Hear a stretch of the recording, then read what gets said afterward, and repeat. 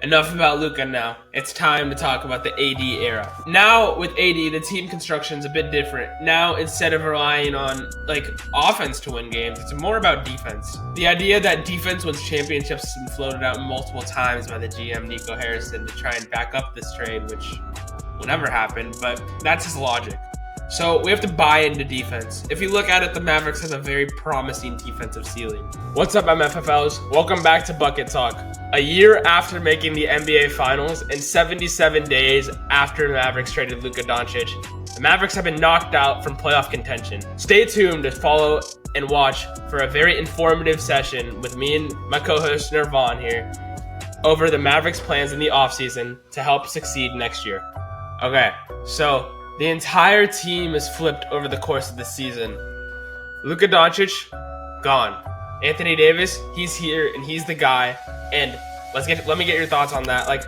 What do you think we can do next season to maximize this team going forward after this disappointing end of the season? Yeah, so, after the Luka trade, I'm pretty much speechless. I'm still speechless, even though it's been a couple of months now. I don't know. Next year's going to be very iffy because we are now having to try to build a team around AD, which our team was fit to build around Luka. I don't really like our play style these past couple of weeks of just a lot of bigs, size and strength over, guard play and, shooting and skill. But I say we need to get some good guards that can have really good vision, see the court well, instead of maybe relying on a guard that can get a bucket. Maybe a pass first kind of guard that's really talented, has handles and can. We still have Kyrie, obviously, but some guards to, deepen the vision, get some more assists, get AD fed, get him looks down low. Yeah, and Kyrie won't be able to play until the middle of next year at the latest. So even if you do get a guard, a guard is really a necessity right now. It's your biggest need. Mm-hmm. You do have Brandon Williams, who played really, really well, and he probably will be the starter at the start of next year after the flashes we've seen. But in the draft, you have a lottery pick, so I think they should try and go get a guard, someone maybe like Jeremiah Fears or Igor Demin, someone who can push the ball, handle the ball, score a little bit. I feel like that would fit really good with this team right now, especially with the bigs we do have. Yeah, I know earlier you were saying, and this is before Kyrie got injured, but we need a shooter like Knuppel or something, but now that's, not the path we want to go at all. We want to get a guard. I love Igor Demin. I think he can run the offense and anchor it down until Kyrie gets back and him and Brandon Williams can step up. Yeah, it's going to be interesting. We should pick up a guard. That's good. What do you think about picking up a small forward and transforming him into a guard? Maybe a VJ Edgecombe or something. Yeah, the thing is with that, I think at this point it's not a good idea because of the window the Mavericks have. We do not have time to be trying to switch and convert people. Mm-hmm. And right now, especially with Kyrie out, we need a playmaker and someone who can handle the ball. So I don't think they have time to do that right now, to be honest. Even though we need to get a guard in the draft, I still think we need more shooting in free agency because we did lose the top three-point maker on our team with Luka, and we do have Klay Thompson, who's still playing really well. But I think you do need guys in the offseason to come in, bolster up the shooting, because too much shooting is never a bad thing. Yeah. If we have that paired up with our guard who can get us good looks, we'll not only have shooters set up, but also AD down on the post. So that will be a huge threat to other teams. But, we still have PJ as well, but he's been playing pretty mid. I think he's really just missing Luka. I think the Luka trade, since our team was built around him, it's harder for these other people who relied so heavily on him, such as Daniel Gafford, Derek Lively, PJ Washington, to get their looks. And it's making them look bad now. People are what happened to all of my favorite players? Well, if we're being frank, they're not getting the ball. So how are they going to do anything without the ball in the cases of offense? And that's what people look at. They look at offense. They don't look at defense. These guys, they can't really set stuff up for themselves because PJ Washington is a primary shooter. Gafford and Lively, big guys down the post where Luka throws a bunch of lobs to Gafford. Lively, he sets them up with huge big dunks. So, to your point, you can't rely on them to play so good when they're missing their main guy who would get them set up, The team was built around him, so. Enough about Luka now. It's time to talk about the AD era. So, Now with AD, the team construction is a bit different. Now instead of relying on like offense to win games, it's more about defense. The idea that defense wins championships has been floated out multiple times by the GM Nico Harrison to try and back up this trade, which will never happen, but that's his logic. So we have to buy into defense. If you look at it, the Mavericks have a very promising defensive ceiling. They have one of the best defensive players, if not the best defensive player in the league, in Anthony Davis. Amazing shot blocking in Daniel Gafford and Derek Lively. Elite perimeter defense from PJ Washington. And underrated perimeter defense from Kyrie Irving. Yes. So there's a lot of defensive promise in this team. I think they just need a little bit of help on the offensive end, especially without Kyrie Irving to start the season. And that's where I would want to get your input from. Because AD, he's very good offensive player, don't get me wrong. But you don't go to AD for offense, you go to AD for defense. Even though he averages 25 points, 12 rebounds, he also averages 2 blocks a game. So I just kind of want your thoughts on, like, what do you think the offense needs to look like this season for the Mavericks, this coming up season? Yeah, like I was saying earlier, I mean, now I feel like we have to shift our team towards AD and get him fit around for AD. AD and then, obviously Kyrie as well. Because before our team was fit around Luka, everything worked out well. But now, like, our whole dynamic is messed up. With AD, the whole play style is going to be different. We have to, I think, get guards who have great vision, like I was saying earlier, and get him fed down low. Because we also have multiple bigs, right? So that should be our, I think, main focus. Is just going to be pound them with our bigs. And that's kind of on the offense and defensive side. Because our bigs are doing the work on defense. On the offense, they're going to have to be doing the same work as well and getting us buckets. And so, like I was saying earlier, I think we just need to get guys who can feed our bigs well. And then have shooters set up when the bigs draw too much attention. One idea that has been floated out a lot recently is Kevin Durant to the Mavericks. And I'm intrigued. I won't say I'm bought in, but I'm intrigued by this idea. Having Kevin Durant, well, it's just like crazy to me to have Kevin Durant on your team. It's kind of like having Anthony Davis on your team. It's Kevin Durant. Like, why would you not want him on your team? The only reason I'm a little suspicious of this idea is because you already have Anthony Davis. You already have Kyrie Irving. There's only one basketball to be fed, to be shared around.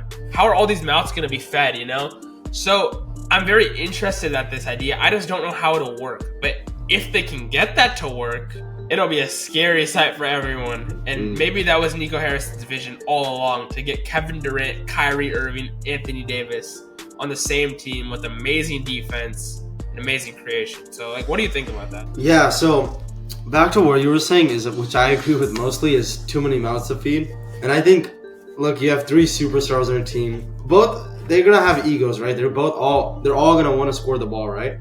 And that's normal with them. They're all really talented players, but I think that's just gonna lead nothing but to an inconsistency, because you'll have some games where, okay, well, these 3 are playing great, we're gonna win that game, and then some games where everyone's just going to try and score. We're not going to have good team basketball. KD might be off one game. Maybe next game AD's off or he's hurt. Then Kyrie's off. And that just throws up our whole chemistry, our whole dynamic. And so, I don't know. I really don't know how to think about it. Because also, I mean, if you also add KD, you're adding even more size. Even a bigger lineup. You would have 3 7-footers in the starting lineup. Interesting from a defensive standpoint as well. Because although KD isn't a strong defensive player, the Mavericks already have bought into this identity of size. So that might actually help them. A trade package that will probably have to be done to get KD on the Mavericks would consist of likely Derek Lively or Daniel Gafford. I really don't want to give him Derek Lively. PJ Washington, Klay Thompson, and 2 picks. Nico Harrison picked up 1 additional pick in the Luka trade, and then we have 1 of our own to give. So it'll be something like that construction. Another thing I'm a little thrown off by is Klay Thompson came to the Mavericks organization whenever he was a legend at Golden State, and you're just going to ship him off. The aroma surrounding this team right now is already so bad, and to ship off another legend, I don't know how to feel about that either, to be honest with you. Yeah, I mean, at this point, I don't know. I agree with that, but at this point, I think after seeing how Luka went away, I don't think this is really going to affect people as much. Obviously, it will, but I don't know. Klay is also now, he's slowly getting past his prime. He's still really good, don't get me wrong, but I wouldn't say he's that once golden Klay he was back in Golden State.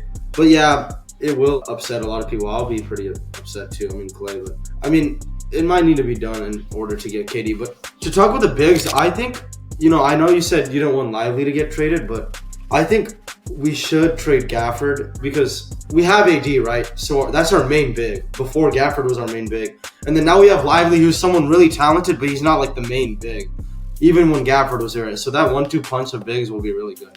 Which, yeah, I completely agree with. If we trade Lively, I wouldn't like that. Because then Gafford and AD, I don't know. That would be a little weird for me. I think Lively is also, he has more time to develop. He's 20 years old, and he's played in the NBA Finals. So you have a lot of time with Lively. Gafford is just now entering his prime. So I feel like you can maximize the return on Gafford right now and keep developing Lively. So I think that's just smarter overall. Yeah. Would the Suns rather want Lively than Gafford? I don't know about that. Yeah. I think they probably want Gafford right now, given right now Gafford is, I'd say, I don't know about more talented, but defensively he is definitely better than Lively. Mm-hmm. But Lively's upside is definitely higher because, yeah, like you're saying, he's younger. He's really good offensively, and he'll be able to improve with defense as time comes. Let's talk a little bit about the youth. Like I just mentioned, we have Derek Lively. We also have Jaden Hardy. And now we have a new budding star in Brandon Williams. Over the last 14 games, Brandon Williams has averaged 15 points, a couple dimes a game, with decent defense. He's been someone who's really surprised me to come from the G League to show up in these big-time games. Like against Sacramento in the play-in game, even though we ended up getting eliminated against the Grizzlies, he had some really big shots, and he was one of the main reasons we won that game. He had about 15 points, something like that. He was very vital, and he's also a great ball handler. I think he is vital into improving the Mavericks, especially at the start of the season. Because especially without Kyrie, you need these ball handlers to, step up, and I think he can be someone to do that for you. What do you think about that? Yeah, no, he's just kind of came from the dark, came from the G League, and he's just been tearing it up. And, I love his ball handling, and will he be ready to take on that big role next year? We don't know yet. But, I mean, the way he's been playing these past couple of games, even, in the play-in and leading up to that, it shows that he has some promise, and he can take on the role when he needs to. But also I want to talk about, what happened to Maxi Christie. I mean... Yeah, he had an amazing first 8 games with Mavericks, averaged 15 points. Yeah. Now he's a little bit down. And I think maybe potentially with this Kevin Durant trade, if that happens, he'd probably get slotted in the starting lineup too because he'd take Clay's spot. He's very versatile defensively. So there's a lot of room for Max Christie to still grow. And I think Hardy is gone. Maybe you package Hardy and Christie if you don't like that. If you don't like Christie. But I think Hardy will be shipped off next year. Maybe even in the Suns. I think so. And honestly, for me, that would be really sad for me to see him go because I've always been a big supporter of Hardy. And I just think sometimes he doesn't get the opportunities and he gets overlooked, which he's really talented in my opinion, but I just don't think he gets the opportunities sometimes, which it's fair. We have so much talent and he can get overlooked. He's also a small guard, so. Okay, let's get into the expectations I have for next season. So this trade, like Nico Harrison said, it is a win now move. They're all in. The Mavericks are all in now. So if Anthony Davis plays 65 games or more, the Mavericks will be a top 5 seed in the West. I think it's that simple. Do I think he'll play 65 games? No. So that's why I don't think the Mavericks will be a top 5 seed. But if he does, this team can be a force to be reckoned with, and they can be a very strong defensive team. And potentially with some of the moves we mentioned, like the Kevin Durant trade, if that does happen, adding some shooters like Malik Beasley in the offseason, adding a point guard in the draft like Jeremiah Fears or Egor Demon. With some of those moves to get AD the ball, and with our defense being the way it is, I think the Mavericks can touch a 50-win season. What do you think? Yeah, it's definitely capable, but a lot of this is easier said than done, right? It's going to take a lot of work. Our guards have to pan out from the draft. This KD trade has to go through. But being said, if all of this gets done, yes, I think we can be a very strong team. But, say a lot of these things that we just said doesn't happen. So we don't get KD in the draft, maybe Egor Demon or maybe Jeremiah Fears. Maybe they don't pan out. They're a rookie. It can be a very tough season next year, which I can see happening. One of our problems is, since Luke has been shipped off, is offensively, and for us to win games, our defense is going to be sound no matter what. It all matters on our offense. And, some teams are just going to outplay us offensively, and that's what I'm worried about. But say we do get KD, which can bring another problem of that could be too much offense too much hero ball, not enough team basketball. So it's gonna be super interesting. I'm gonna be excited for next season. It's gonna be different, but we'll see how it all pans out. I think though we have some upside.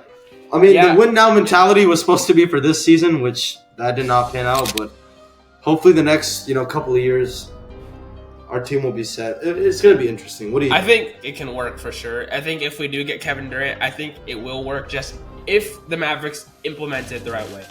I can also see if we get Kevin Durant, it going completely wrong because the front office doesn't implement it the right way. If you have someone like Kevin Durant, Kyrie Irving, and Anthony Davis on the same team, you need defense around them, which we do have. We have a lot of defense. But I think what we're missing is a playmaker. So like we said previously, I think we need to go get someone like that caliber. Probably a young guy, to be honest, because we probably don't have cap space at that point if we do get Kevin Durant. So we'd probably need a rookie contract to make that work. Also, if we do have a bad season next year, the front office is under some real pressure because Nico Harrison and Patrick Dumont have doubled, tripled, and quadrupled down on this trade. And it is looking extremely bleak for them in like the eyes of Mavs fans. Like the Mavs fans, they have an extreme hatred towards these guys, and it's really painful to actually see this beautiful team get torn apart for no reason practically. So it could be a very ugly year next year, even uglier than this year if things don't pan out. Like you said with KD coming in, I could either see that doing really well, just doing horrible. KD is also a guy that we shouldn't forget. He's also gets injured quite often.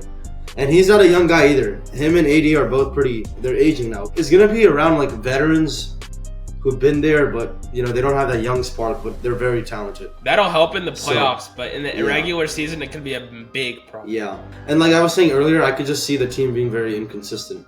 Showing some flashes of, this team could be, the Mavericks could be contenders, Western Conference final. They could be finalists, but you have some games where we should win. Kind of like the Cowboys. I could very well see them be very inconsistent and giving us false hope. But yeah, I don't know. It's going to be interesting. All right. Thank you guys for watching. Please leave a like and subscribe. Thank you guys.